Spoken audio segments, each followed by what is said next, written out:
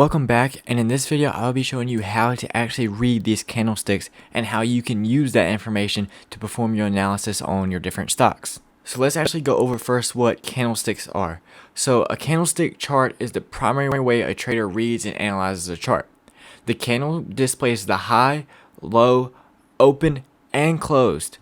They are also used by traders to find different types of patterns. A candlestick shape will vary based on the highs, lows, opening, and closing price. The first candle we're going to look at is a green candle, otherwise known as a bullish candle. So this is what a bullish candle looks at. As you can see, the price opened at the bottom and closed at the top. However, you can see this candle also has some wicks to it. The bottom wick indicates sellers pushed the price all the way down to this level right here, but there was not enough of them for the candle to actually close right here. Then we see that buyers came in, pushed price up, but once again there was not enough buyers for the candle to close up here, and we ended up closing here. So the main point dealing with a green candle is that you opened lower than you closed. So you opened right here and you closed right here. That indicates a bullish candle because you're green, you're in the positive. And these wicks are where the price went to, but it did not close there. We closed right here.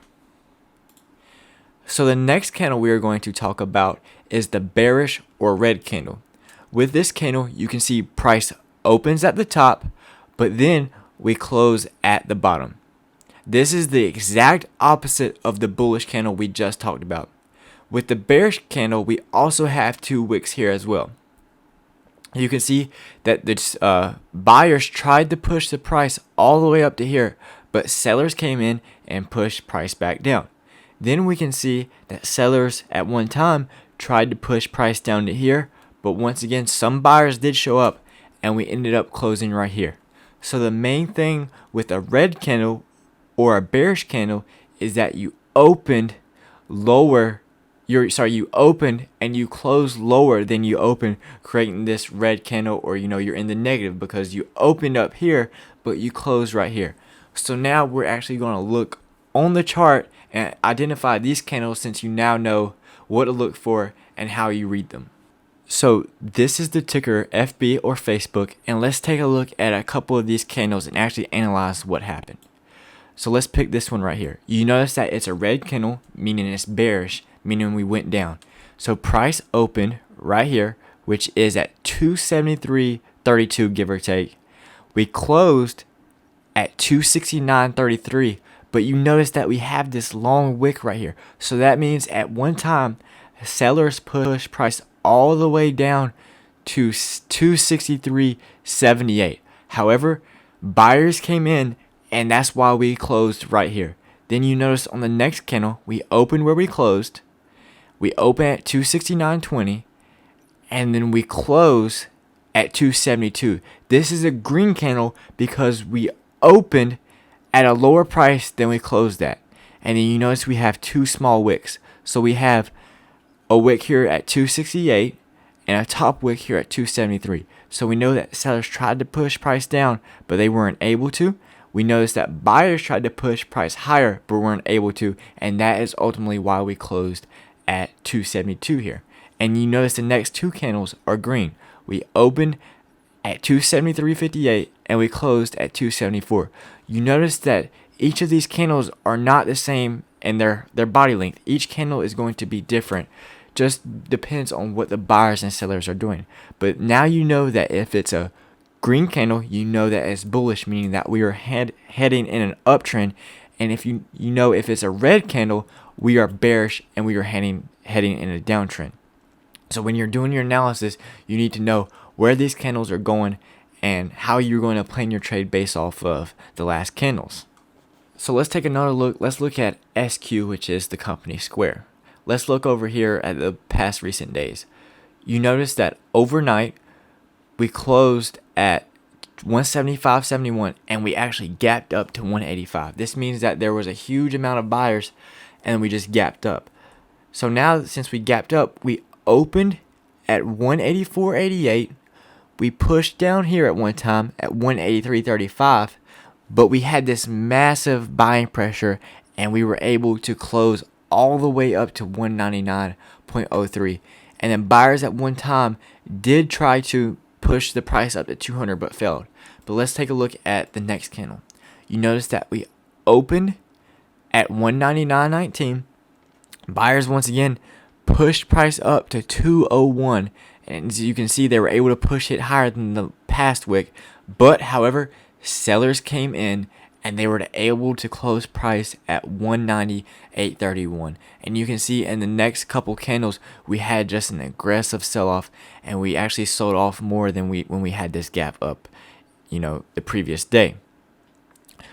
Something you also need to keep in mind is, you notice that I was talking about how we have these wicks. Well, if you change time frames, then on certain time frames, these wicks will actually show up as candles. So let's go to the 1 hour.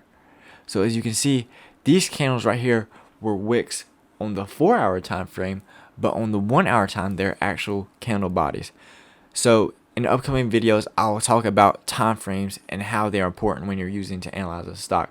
But I just want to let y'all know right now that you can change the time frames and you'll get a different picture from each one. But the main focus of this lesson was to inform you what candlesticks were and how you can read them on the chart, because I've been posting several videos of these charts, and if you don't have an understanding of what they actually are and how to read them, then you'll be clueless and that won't help you at all. So that's the main reason I'm posting this video, just so you can get a basic understanding of what a green candle is, what a bullish candle is, what a red candle is, what a bearish candle is, and how to read that. So in upcoming videos, when I do look at these charts, now you can get an understanding of how to read them. And another thing to keep in mind is that these candlesticks tell us a lot more than where price opened, closed, where the lows and highs went.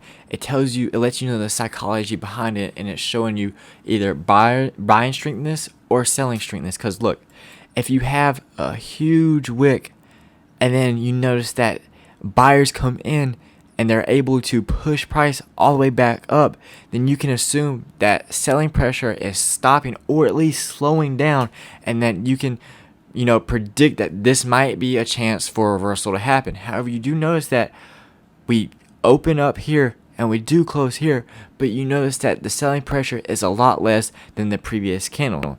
See, here we had this huge red candle and this huge wick, but this wick tells you that buying pressure came in and we were able to recover some ground.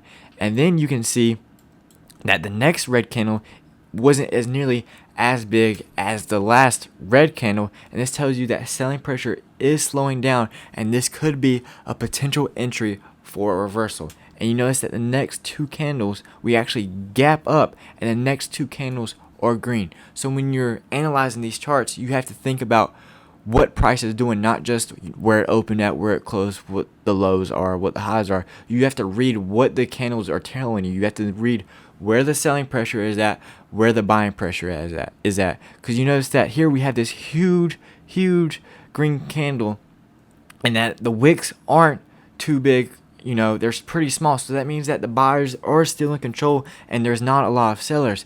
You notice here though, this is a different story.